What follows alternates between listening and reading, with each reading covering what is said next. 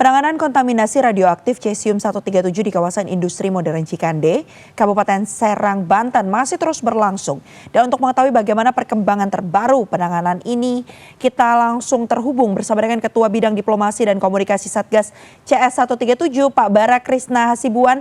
Terima kasih sudah bergabung bersama kami.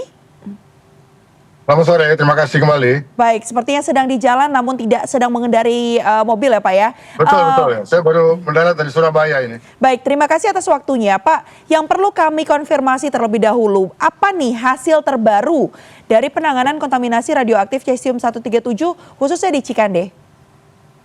Hasil terbaru yang seperti kami sampaikan kemarin di Cikande ya, 22 pabrik tadinya kan dinyatakan terkontaminasi, total ada 22 pabrik.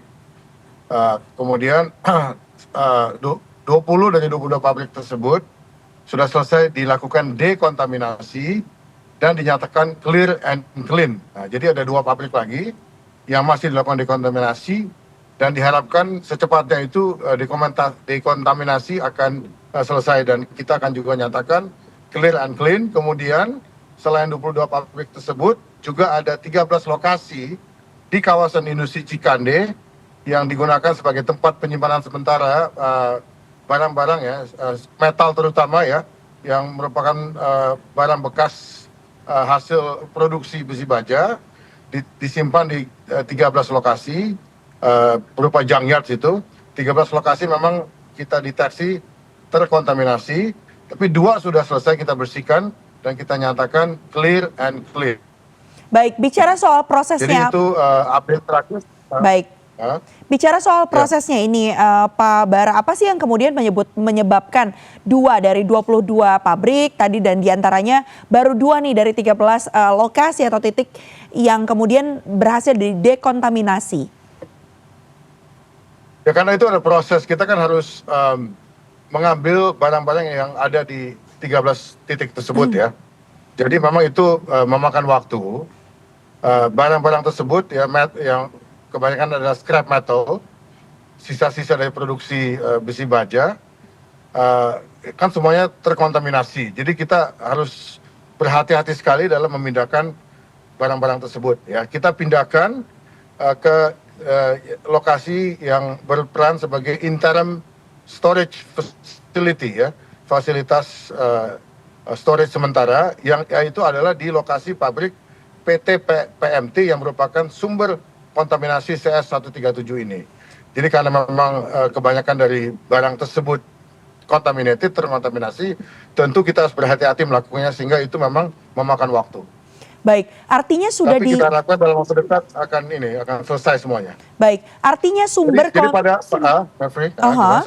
kontaminasinya sudah diketahui belum Pak, dari mana? Ya, jadi sumber kontaminasi yang ada di Cikande memang itu berasal dari pabrik PT PMT itu ya, di mana mereka menggunakan scrap metal sebagai bahan untuk produksi.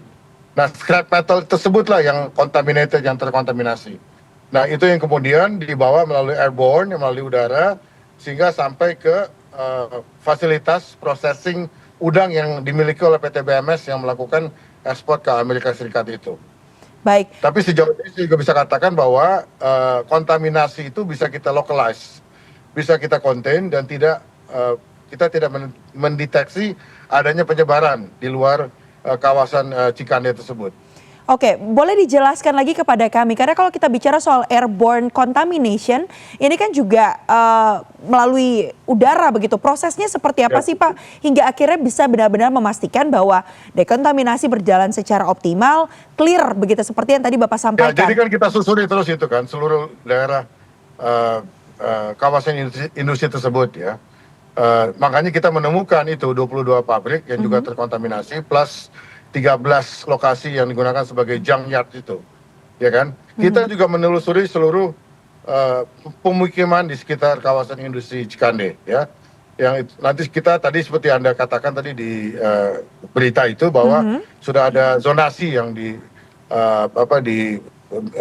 disusun oleh tim dari Kementerian Lingkungan Hidup, ya, oleh Satgas melalui tim Lingkungan Hidup.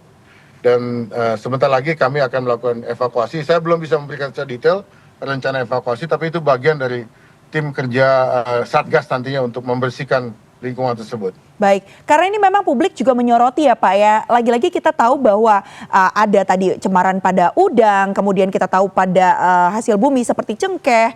Ini didapatkannya laporannya setelah ada report dari otoritas Amerika Serikat.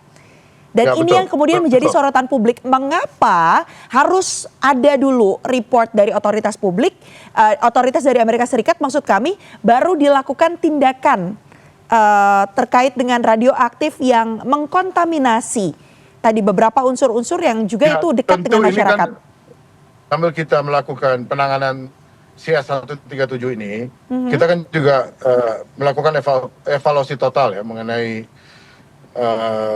peredaran dari material ya yang terkontaminasi. Dalam hal ini adalah kalau soal udang ini kan sudah disimpulkan sumbernya itu scrap metal yang digunakan untuk produksi besi baja, itu yang terkontaminasi. Tapi kita juga harus melakukan root cause analysis ya. Bagaimana scrap metal yang contaminated itu bisa sampai ke pabrik PT PMT. Nah itu kan belum kita betul-betul bisa menyimpulkan, karena pabrik tersebut even sebelum kasus ini meledak dia sudah tutup beroperasi, sudah tidak melakukan operasi, dan pemiliknya sudah keluar. Jadi kita belum bisa mewawancarai. Kita perlu Baik. Baik, nampaknya mencari keterangan dari pemiliknya bagaimana itu bisa sampai. Dia membeli dari mana? Rekomendasi untuk import gitu. ya. Jadi kemungkinan dia membeli dari source domestik itu juga ada kemungkinan itu.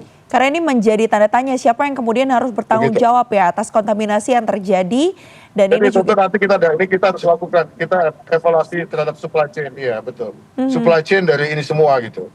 Jadi ini pelajaran berharga tentu bagi pemerintah, dan tentu nanti kita akan menerbitkan regulasi-regulasi baru untuk memastikan bahwa tidak ada ya. distribusi barang yang dipakai untuk produksi yang terkontaminasi. Baik, kita tunggu nanti tindak lanjutnya seperti apa Pak Bara. Kami harapkan tentunya sebagai masyarakat terutama yang ada di lokasi sekitar itu tidak terjadi lagi kasus-kasus seperti ini, kecolongan-kecolongan yang Betul. tentu bisa berdampak buruk begitu ya bagi masyarakat. Terima Betul. kasih atas Ya. informasinya Pak Bara Krisna Terima kasih. Hasibuan sudah bergabung bersama kami di CNN Indonesia Newsroom. Sehat selalu Pak. Terima kasih. Selamat